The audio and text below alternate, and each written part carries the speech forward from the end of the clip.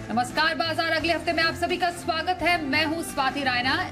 बताएंगे शो में शुक्रवार के बाजार का पूरा एक्शन, साथ ही सोमवार के लिए स्ट्रैटेजी और शेयरों में कमाई के शानदार मौके भी।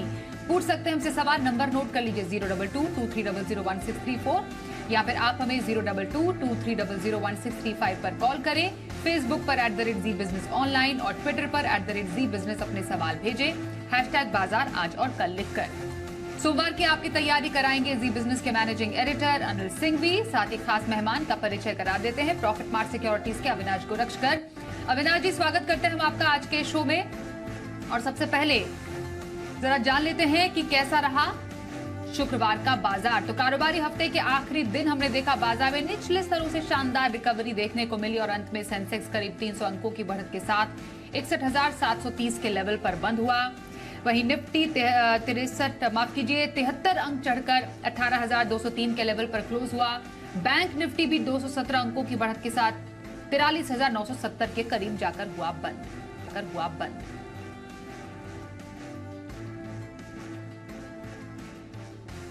और एडिटर्स टेक में जी बिजनेस के मैनेजिंग एडिटर अनिल सिंघवी समझते हैं शुक्रवार के बाजार की मेन हाइलाइट्स।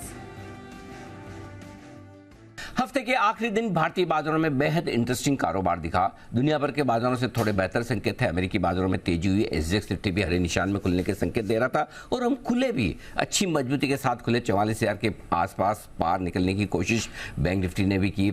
निफ्टी भी 18,175 के आसपास खुलने के बाद थोड़ा ठहरता हुआ दिखा, लेकिन उसके बाद धीमे धीमे फिर से कल ही की तरह प्रॉफिट बुकिंग शुरू होती दिखी। मुनाफा वसूली का दबाव दिखा और वो लगभग आधी ट्रेडिंग सेशन में आपको बाजार हल्की कमजोरी के साथ नीचे ही ट्रेड करते हुए दिखे। निफ्टी ने 18,100 के नीचे का भी लेवल दिखा, 18,050 के आसपास सपोर्ट लिया और बैंक निफ्टी 43,500 के आसपास तक पहुंचा जरूर, लेकिन मिड सेशन के बाद धीमे धीमे जैसे हम क्लोजिंग की तरफ आगे बढ़े एक बेहतरीन रिकवरी देखने को मिली। इस रिकवरी के पीछे 2-3 बड़े कारण थे। एक तो ये कि डाउ फ्यूचर्स कमजोर नहीं थे, हल्के हरे निशान में 25-50 पॉइंट ऊपर। दूसरा, भारतीय बाजार इंपॉर्टेंट सपोर्ट लेवल के आसपास पहुंचे। तीसरा, पुट कॉल रेशियो के लिहाज से मंथली एक्सपायरी में प्रवेश करने के पहले बाजार थोड़े से हल्के होते हुए नजर आया। इसके साथ ही एफआईज की तरफ से कैश मार्केट की खरीदारी का आंकड़ा भी निचले स्तरों पर बाजार में थोड़ा सा जोश भरता हुआ दिखा। तो इन सब के चलते एक स्लो लेकिन स्टडी रिकवरी देखने को मिली और दिन के ऊंचले स्तरों के आसपास हाईएस्ट लेवल पर जाकर बंद होने की कोशिश की बाजार ने। 18,200 के आसपास की क्लोजिंग थोड़ा सा कॉन्फिडेंस बढ़ाने वाली डेफिनेटली मानी जाएगी, लेकिन बैंक निफ्टी की क्लोजिंग तो 44,000 के आसपास की वाकई में गजब काफी बेहतरीन मान सकते हैं। आप तो कह सकते हैं 3 दिनों की गिरावट पर निफ्टी ने लगाम लगाई। बैंक निफ्टी ने कल ही इसके संकेत दिए थे, 50 पॉइंट ऊपर हुआ था, लेकिन कल की रिकवरी को बैंक निफ्टी ने भी आज आगे बढ़ाया और काफी अच्छी रिकवरी के साथ बाजार डे हाई पर बंद होने में कामयाब रहे। और आइए अब अविनाश जी का रुख कर लेते हैं। अविनाश जी, शुक्रवार का बाजार अच्छी रिकवरी, दिन की ऊंचाई पर जाकर बंद हुआ, लेकिन शाम तक आते आते एक बड़ी खबर आई। 2000 के जो नोट हैं वो अब धीरे धीरे उसका सर्कुलेशन बंद करेगी आरबीआई और एक मियाद दी गई है जब तक इसका इस्तेमाल किया जा सकता है।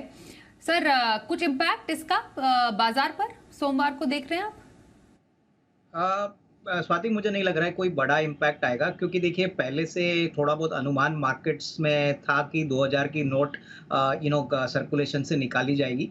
मेरे ख्याल से अभी ऑफिशियल स्टेटमेंट आरबीआई से आया है, तो लग तो नहीं रहा है कि इससे कोई बड़ा नेगेटिव इम्पैक्ट आपको मार्केट्स में मंडे को देखने को मिलेगा। तो मेरे ख्याल से it will be business as usual. और कहीं ना कहीं देखिए सर्कुलेशन में पैसा होने से कोई दिक्कत मनी इन सर्कुलेशन में कुछ आने वाली नहीं है, क्योंकि 2000 के नोट्स 2017 यानी उस समय इशू किए थे, तो लग तो नहीं रहा है कि इसमें कोई बड़ी दिक्कत होगी। तो ये मार्केट्स का मुझे लग रहा है कि ज़्यादातर इग्नोर करेगा, क्योंकि इसका सीधा इम्पैक्ट कोई फाइनेंशियल सर्विसेज या बैंक्स, इसके ऊपर इमीडिएटली कोई नेगेटिव इम्पैक्ट आएगा ऐसा लगता है। Okay sir. Sir, positional view किसी को रखना हो ऐसे बाजार में और बाजार के कुछ लेवल्स अगर आप देख रहे हैं इस आने वाले हफ्ते में, सबसे पहले मैं लेवल्स आपसे समझूंगी और बाजार की चाल आने वाले हफ्ते में वो भी, और साथ में एक स्टॉक भी आपका पसंदीदा जो पोजिशनल ट्रेड के लिए आप सजेस्ट करना चाहेंगे। देखिए, बाज़ार के बारे में बात करेंगे तो मुझे लग रहा है कि बाज़ार अभी कंसोलिडेट हो रहा है और मेरे ख़्याल से earning season has been better than expectation. उम्मीद से काफ़ी अच्छे नंबर आ गए। मुझे लग रहा है कि अभी रिज़ल्ट सीज़न होने के बाद जो नेक्स्ट ट्रिगर होगा वो आईएमडी का रिपोर्ट यानी मानसून का परफ़ॉर्मेंस कैसे रहेगा, वो काफ़ी इम्पोर्टेंट रहेगा। उसके बाद इन्फ्लेशन कैसे पैन आउट होता है। अगले हफ़्ते की बात करें तो मुझे लग रहा है कि देखिए बाज़ार में बाय ऑन डिप की स्ट्रैटेजी इन्वेस्टर्स को यूज़ करनी चाहिए क्योंकि काफ़ी अच्छी कंपनीज़ अच्छे वैल्यूएशंस पे मिल रहा है। तो मेरे ख्याल से 18,200 18,150 एक नियर टर्म का सपोर्ट होना चाहिए और ऊपरी लेवल में हम एक बार 18,300 350 क्रॉस करते हैं तो मुझे लग रहा है कि वापस अच्छी तेजी आपको देखने को मिलेगी। तो मेरे ख्याल से ओवरऑल निफ्टी एक छोटे दायरे में रहेगा लेकिन ज्यादातर स्टॉक स्पेसिफिक एक्शन मार्केट्स में अगले हफ्ते भी रहने वाला है। ओके सर, पोजिशनल ट्रेड के लिए कौन सा स्टॉक पसंदीदा रहेगा आपका? स्वाति, पोजिशनल स्टॉक के लिए हमको आईटीसी पसंद है। 8 से 10 दिन का नजरिया किसी के पास है तो अभी स्टॉक करीबन 418-19 पे चल रहा है। मेरे ख्याल से देखिए नंबर्स तो बहुत ही अच्छे थे, डिविडेंड भी काफी अच्छा था। हालांकि कोई फ्रेश ट्रिगर नहीं है। हमारा मानना है कि फंडामेंटली स्टॉक बहुत ही बेहतरीन है लंबी अवधि के लिए, लेकिन 8 से 10 दिन का भी नजरिया कोई रहता है तो मुझे लग रहा है कि 430 432 का एक 8 से 10 दिन में एक शॉर्ट टर्म टारगेट पॉसिबल है। तो यहाँ पे डेफिनेटली एक अच्छी खासी अपसाइड आपको मिलेगी। हालांकि अगर मीडियम टू लॉन्ग टर्म के लिए भी कोई रखता है तो इसमें अच्छा निवेश बन सकता है। आईटीसी पोजिशनल ट्रेड की पसंद अविनाश गोरक्षकर की। आइए अब कुछ दर्शकों से बात करते हैं। पहले दर्शक हमारे साथ हैं मेदिनी नगर से विकास सिंह। विकास जी, स्वागत करते हैं। बताइए कौन सा स्टॉक है आपके पास? मेरे पास आईएक्स का शेयर है, 500 शेयर है, 200 के रेट पर 1 साल पहले खरीदा था मैंने। ये कब तक, ठीक है, कब तक के लिए लिया है आपने? ये जानना चाहता हूँ। ओके, कब तक 200 क्रॉस करेगा? सर आईएक्स में क्या लेवल्स आप देख रहे हैं आने वाले टाइम में? देखिए, इन्होंने शेयर तो काफी अच्छा खरीदा है लेकिन थोड़ा ऊपरी लेवल पे ये स्टॉक खरीदा है। मेरा मानना है कि देखिए अगर इन्होंने थोड़ी लंबी अवधि के लिए खरीदा है तो इसमें कोई डरने की बात नहीं है क्योंकि आईएक्स का जो प्लेटफॉर्म बिजनेस है वो बहुत ही अच्छी तरह से चल रहा है। अभी भी करीबन 90-95% का मार्केट शेयर है। रही बात इनका टारगेट प्राइस कब आएगा, मेरे ख्याल से इनको कम से कम 12-15 महीने का टाइम फ्रेम देना जरूरी है क्योंकि देखिए स्टॉक बहुत समय से कंसोलिडेट हो रहा है। हमको लग रहा है कि आने वाले 1-2 क्वार्टर्स में जो बड़े ट्रिगर्स आने वाले हैं वो ये है कि आईएक्स अभी कार्बन एक्सचेंज इंडिया में सेटअप करने वाला है और कार्बन क्रेडिट इंडिया में बहुत बड़ी अपॉर्चुनिटी हो सकती है जहां पे आईएक्स बहुत बड़ा रोल प्ले करेगा। इनका एग्जिस्टिंग बिजनेस भी बहुत अच्छा चल रहा है तो कम से कम 12-15 महीने की अवधि से यहाँ पे होल्ड करे, लॉस में पोजीशन नहीं काटे और मुझे लग रहा है कि 12-15 महीने में इनको अच्छा रिस्क रिवॉर्ड मिल सकता है तो होल्ड करने की राय। आईएक्स को 12 से 15 महीने के लिए होल्ड करें, आपके टारगेट प्राइस तब तक आने की पूरी उम्मीद। यह आपके लिए सजेशन है अविनाश जी की तरफ से। अगले कॉलर से बात करें, पुणे से प्रिया हमारे साथ है। नमस्कार, बताइए कौन से स्टॉक पर सवाल है आपका? हेलो, नमस्ते।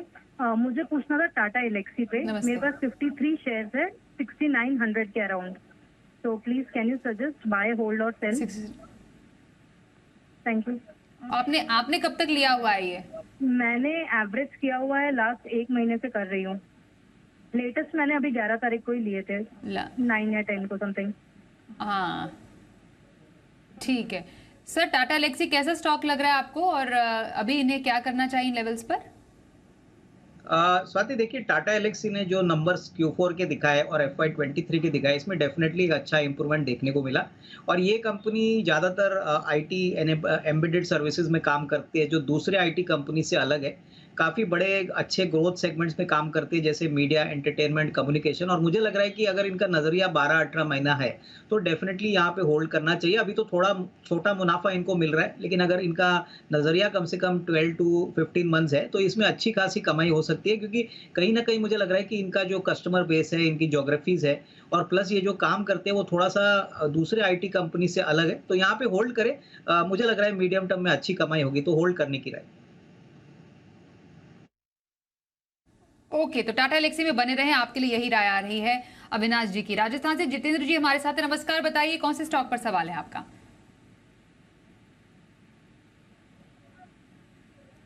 जी नमस्कार, सवाल पूछिए अपना। हेलो जी जी, सवाल पूछे, कौन सा स्टॉक है आपके पास? मैडम मेरे पास मझगांव डॉक के हैं और 801 रुपए के हिसाब से मैंने खरीदे हुए हैं 380 शेयर। तो इसमें मेरा क्या व्यू क्या है आपका? कब तक के लिए लिया आपने? क्या चीज? कब तक के लिए ले रखे हैं आपने स्टॉक? क्या नजरिया रखा है आपने इन पर? नजरिया क्या है इसमें? पहले ही होना चाहिए। क्या है इसका आगे, इसका फ्यूचर क्या है ठीक। इसमें? हाँ okay sir. Mazagon dock sir, कैसा लग रहा है आपको फ्यूचर स्टॉक का? फिलहाल तो नुकसान है इन्हें और खरीद ऊंची। नहीं, मुझे लग रहा है कि देखिए यहाँ पे भी कंपनी तो बहुत बढ़िया है, लेकिन उन्होंने थोड़ी सी ऊपरी लेवल पे स्टॉक खरीदा है। लेकिन कंपनी की जो ऑर्डर बुक है, मुझे लग रहा है स्वाति बहुत बढ़िया है। करीबन 4,500 करोड़ की ऑर्डर बुक है और ये डिफेंस के एक बहुत बड़े शिप मैन्युफैक्चरिंग कंपनीज को रिप्रेजेंट करते हैं। डिफेंस एक ऐसा सेक्टर है जो मुझे लग रहा है कि आने वाले 1-2 साल में जो फ्लेवर है मार्केट्स का वो बरकरार रहेगा, क्योंकि मेक इन इंडिया की जो स्ट्रेटेजी है वो डिफेंस कंपनीज को काफ़ी फायदेमंद होगी। रही बात माझगांव डॉक को लेके, तो करीबन साल भर का नजरिया ये रखते हैं, तो मेरे ख्याल से FY24 पिछले साल के हिसाब से काफी अच्छा होना चाहिए, प्लस काफी नए ऑर्डर्स इनको मिलने की अपेक्षा है। तो थोड़ा सा इंतजार करिए और यहाँ से पेशेंटली होल्ड करिए। मुझे लग रहा है कि शेयर में अच्छी कमाई होगी, प्रोवाइडेड थोड़ा सा medium to long term view यहाँ पे आप रखें। ओके, लॉन्ग टर्म व्यू बनाए रखें। मझगांव डॉक पर लगभग साल भर तक का नजरिया आपको सलाह दे रहे हैं अविनाश जी। मुंबई से मुकुल हमारे साथ अपने सवाल के साथ। नमस्कार, बताइए कौन से स्टॉक पर जानना चाहेंगे सवाल?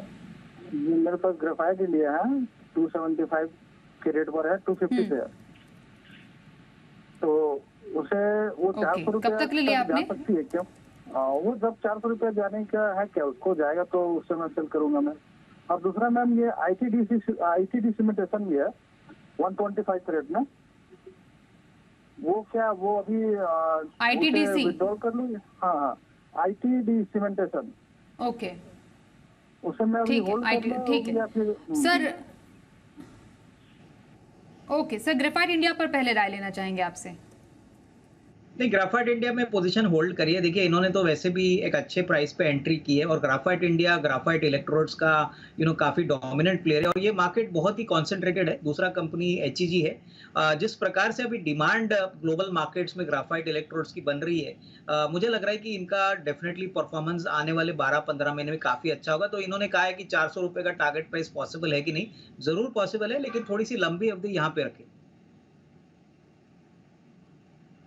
सर, ITD सीमेंटेशन इंडिया पर भी इनका सवाल है, क्या करें इस स्टॉक में? कैसा लगता है आपको ये स्टॉक?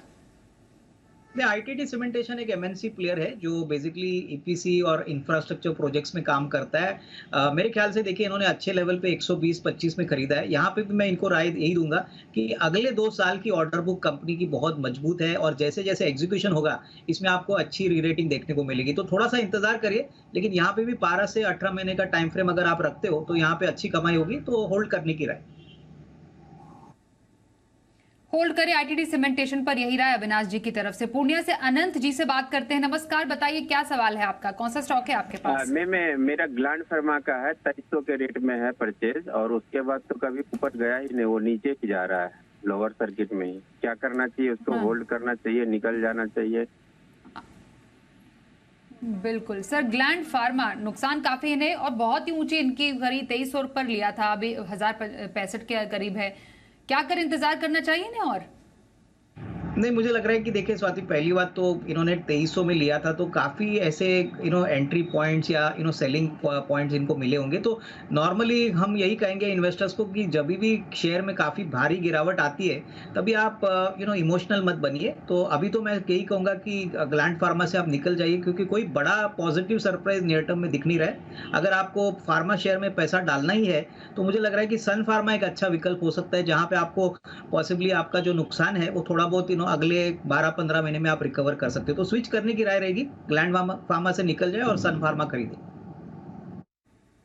ओके, ग्लैंड फार्मा से एग्जिट करें, सन फार्मा में खरीदारी, यही राय है आपके लिए अविनाश जी की तरफ से। सोमवार के बाजार पर क्या रखें खास स्ट्रैटेजी और बाजार के लिए अहम संकेत समझते हैं अनिल जी से।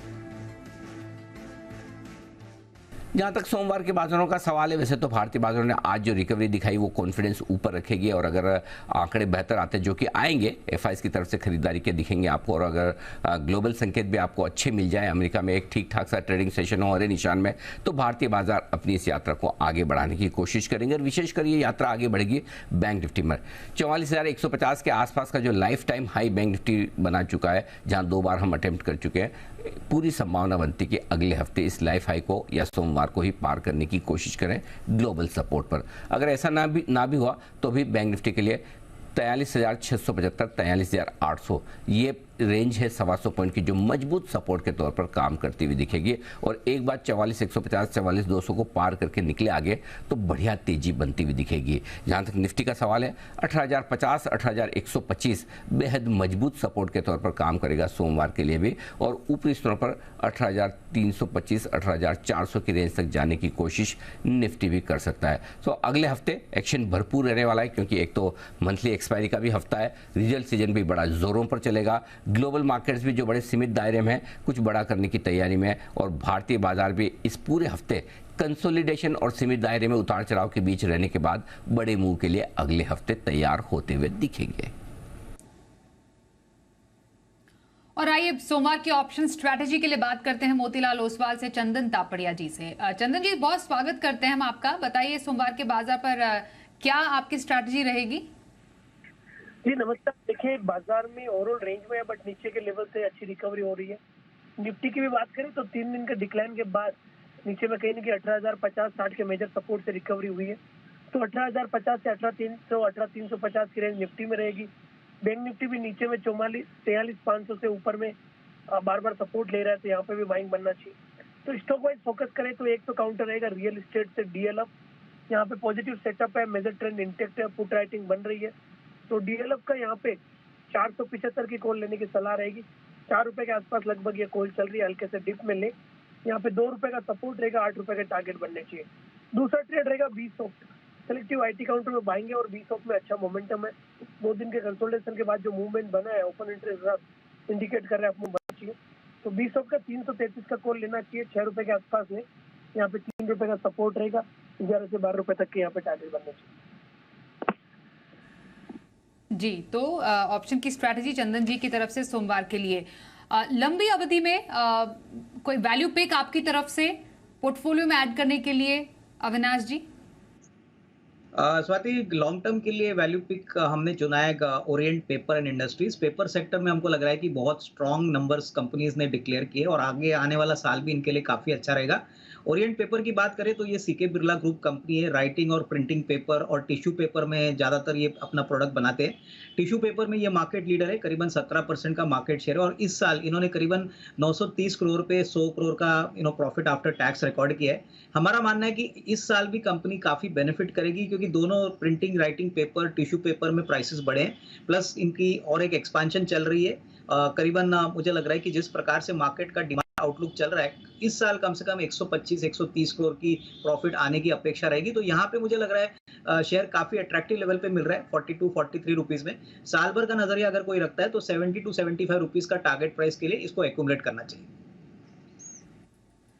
लॉन्ग टर्म के लिए ओरिएंट पेपर में खरीदारी की सलाह आ रही है अविनाश गोरक्षकर जी की तरफ से। चलिए, शो को यही समेटने का वक्त आ गया है। अविनाश जी, बहुत धन्यवाद करेंगे आपका हमारे साथ आज के इस कार्यक्रम में शामिल होने के लिए।